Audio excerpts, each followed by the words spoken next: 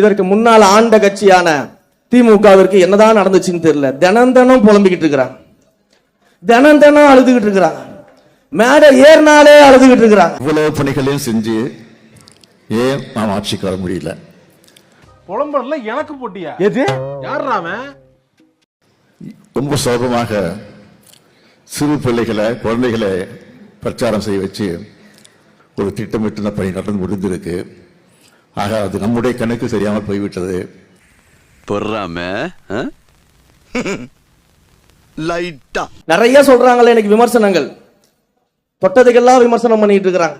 இவர்தான், இவருக்கு இதான் வேலை. நீங்க என்ன பண்ணிட்டீங்க? 2 வருஷம் தான் நீங்க கட்சி ஆரம்பிச்சு ஆகுது. வெறும் கவர்ச்சியை வைத்துக் கொண்டு நீங்க முதலமைச்சர் ஆயிட்டீங்க. நீங்க சரி, கவர்ச்சியில் ஜெயிக்காம நீங்க எதை வச்சு ஜெயிச்சீங்க சொல்லுங்க பாப்போம். ஏதாவது ஒரு 2 காரணம் சொல்லுங்க பாப்போம். நீங்க வந்தீங்க, என்ன சேவை செஞ்சீங்க, என்ன போராட்டம் பண்ணீங்க? சரி, திரும்பவும் கேட்கிறேன், அண்ணன் என்ன சுதந்திர போராட்ட தியாகியா?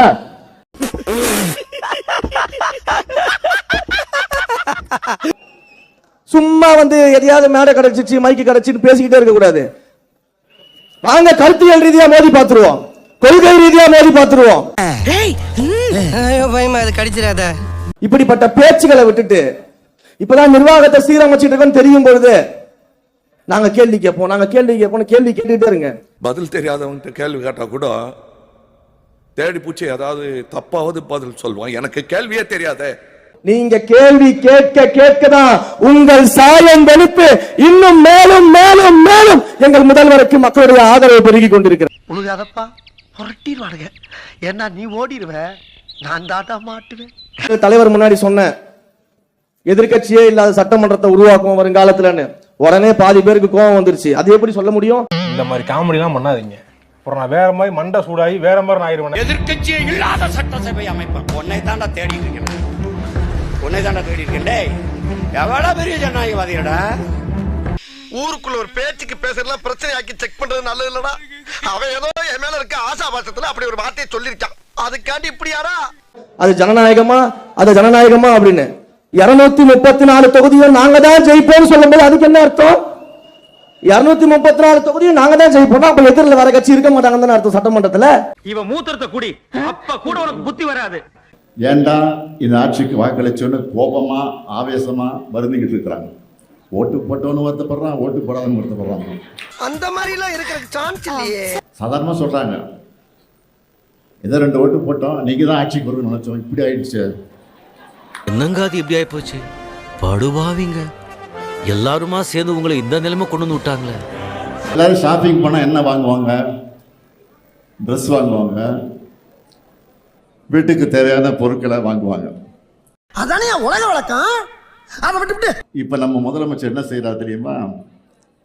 அதிமுக எம்எல்ஏக்கள் ஷாப்பிங் பண்ணிட்டு இருக்கிறாரு. போவோம்ல, ஏய் ஒன்னும் போவான்னு சொல்லு, இல்ல போக மாட்டேன்னு சொன்னா போவோம்ல என்னடா அர்த்தம்? போவோம்ல சார், உங்க அதிகாரம் கொடுத்தா உங்க கட்சியை பலப்படுத்துங்க சார். ஓகே, சேகர் பாபு யாரு? செந்தில் பாலாஜி யாரு?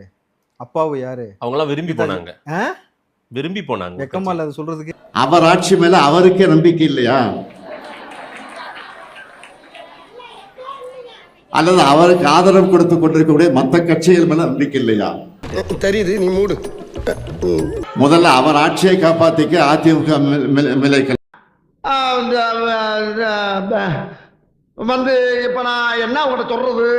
ஒரே மாசத்துல எம்எல்ஏக்கள் ரிசைன் பண்ணிட்டு தாவேக்காவில ஜாயின் பண்றாங்களே, அந்த அளவுக்கு அப்படி என்ன ஆஃபர் தாவேக்காவில கிடைச்சிருக்குன்னு பேசணுமா வேணாமா? நீங்க எதிர்கட்சியா இருந்தப்போ எவ்வளவு கொடுத்திருப்பீங்க? முதலமைச்சர் மேடைக்கு மேட கான்பிடண்டா இருங்க. காமெடி வேண்டாம், நான் சொல்லிட்டேன். நானு காமெடி பண்ணாத, கான்பிடண்டா இருங்க. இதுவும் உங்களுக்கு ஒரே பிராண்ட். தீர்ந்து போன சக்தி விட்டே திருடுற இவர் எவ்வளவு காஞ்சி போன சக்தியா இருப்பாரு. என்ன முறப்பு? வாக்குறுதிகள் நிறைவேற்ற டைம் தரணும், ஆனா பொதுமக்களுடைய பாதுகாப்பு பத்தி எப்படி பேசாம இருக்க முடியும்?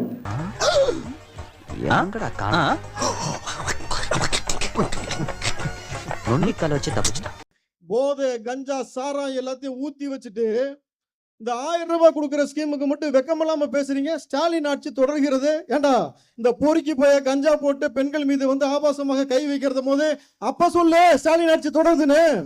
டிப்ரேஷன் விதை நீ போட்டது, நீ போட்ட விதைய வேரோடு அறுத்து கொண்டிருக்கிறது திரு ஜோசப் விஜய் அவர்களுடைய ஆட்சி. நல்லா தானே சொல்லிக்காரு, அப்புறம் இதை வரவேறுங்க. என்ன சொன்ன நீ?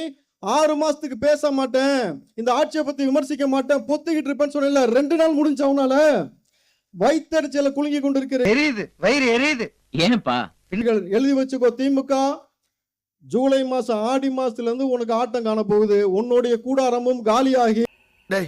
இவன் வேற என்னை ரொம்ப டார்ச்சர் பண்றான்டா. பெண்கள் விஷயத்துல நோ காம்ப்ரமைஸ். இனி கஞ்சா போடுறவன், கஞ்சா விக்கிறவன், இந்த மாதிரி சேட்டை செய்யறவன் தயவு செஞ்சு திருந்திக்க, அதான் உனக்கு நல்லது. என்ன ஜோக் காட்டுறீங்களா? என்ன ரங்கா ஜோக் காட்டுறீங்களா எல்லாரும்? உனக்கு திருந்தி நல்ல வேலை வாய்ப்பை ஏற்படுத்தி கொடுப்பதற்காக அரசாங்கம் முயற்சி எடுக்கிறது. விளையாட்டுத்துறை அமைச்சர் இங்க இருக்கிறார். உங்களுடைய வாழ்க்கையை வந்து எந்த அளவுல மேம்படுத்தணுமோ அதை செய்வாரு. ஐயோ இது நல்லா இருக்கு. அவர் கஞ்சாடை காட்டினால் போதும், தமிழகத்தில் இருக்கக்கூடிய ஒவ்வொரு அமைச்சர் பெருமக்களும் சொல்லி பம்பரமாக சுழண்டு நம் மக்களுக்காக உழைத்து கொண்டிருக்கிறார். நம்ம பொழுது நல்லாட்சி நிச்சயமாக இனி தளபதி இருக்கும் வரை தொடர்ந்து கொண்டே இருக்கும். ஆரம்பத்தில் நானும் தான் நம்பல. இன்றைக்கு இவ்வளவு பெரிய மாநாடு போல் வந்து இவ்வளவு பெரிய நிகழ்ச்சி ஏற்பாடு செய்து மாற்று கட்சியிலிருந்து வந்த சகோதரர் அனைவரையும் வருக வருக என வரவேற்று, இனி நீ எந்த ஊருக்கு போனாலும் கெத்தா சொல்லலாம், நான் டிவி கேட்கறேன்டான். திமுக நல்லா கேட்டுக்க, நீ வார வாரம் தளபதி அவர்கள் சனிக்கிழமை வெளியில வந்து பிரச்சாரம் பண்ணும் பொழுது நீ அதை தடுத்த. Sorry for the disturbance. ஆனா இன்னைக்கு ஒவ்வொரு சனிக்கிழமையும் பனையூர்ல படையெடுத்து வந்து கொண்டே இருக்கிறார்கள் கட்சியில் இணைய வேண்டும் என்பதற்காக. இதுதான் வரலாறு. ஒரே மாசத்துல எப்படி வரலாறு மாறிச்சு பாத்தியா? புள்ள பூச்சிக்கெல்லாம் கொடுக்கும் முளைக்கும்னு நான் என்ன கனவா கண்டேன். இன்றைக்கு திமுக அவர் ஒரு அடி அடிச்சுட்டு போயிறாரு. என்ன மாதிரி அடிக்கிறார் தெரியுமா? அவர் வாலிபால்ல எப்படி பந்து அடிக்கிற மாதிரி அடிக்கிறாரு. ஓடி போய் பந்து எப்படி வலையில ஒளிதோ அதே மாதிரி அவர் அடிக்கிற அடிக்கு ஒவ்வொரு பையனும் ஓடி போய் பொந்துக்குள்ள ஒளிஞ்சுக்கிட்டு அடிக்கும் போது அவர் பேசவே மாட்டாரு. பேச மாட்டானா? ஒப்பாரி வைக்கிறானுங்க திமுக. நல்லா புரிஞ்சுக்கோ, வரலாற்று சிறப்பு மிகுந்த நிகழ்வு நடந்து கொண்டிருக்கிறது. என் அன்பு தம்பி ரமேஷ் அமைச்சர் அவர்கள் சொன்னது போல சரியா புரியலன்னு நினைக்கிறேன். வரலாற்றில் எதிர்க்கட்சி இல்லாமல் நிரந்தர முதலமைச்சராக. ஐயோ, எந்த ட்ரெண்ட்ல பேசினாலும் எந்த ரூட்ல போனாலும் விடவே மாட்டேங்கிறானே. நான் என்ன நான் கேட்ட கேள்விகள்லாம் இங்கே வந்திருக்கக்கூடிய மகளிரணி உடன்பிறப்புகள் மக்கள் கிட்ட கொண்டு போய் சேர்க்கணும். ஒன்றும் பயப்படாதீங்க, கிரெஞ்சி வர முடியாது. லட்சக்கணக்கான இளம் பெண்களை திமுகவை நோக்கி ஈர்த்து வரணும். அவங்களுக்கு புரியுற மாதிரி சொல்லுங்க. புரிஞ்சிக்க ஆரம்பிச்சா நிச்சயம் அவங்க திமுகவை நோக்கி தான் வருவாங்க. அதெல்லாம் இல்லைங்க. இல்ல மசால் வடை நாயா அருண் சுவையின் நாக்குல உட்கார்ந்து நடனம் ஆடுது.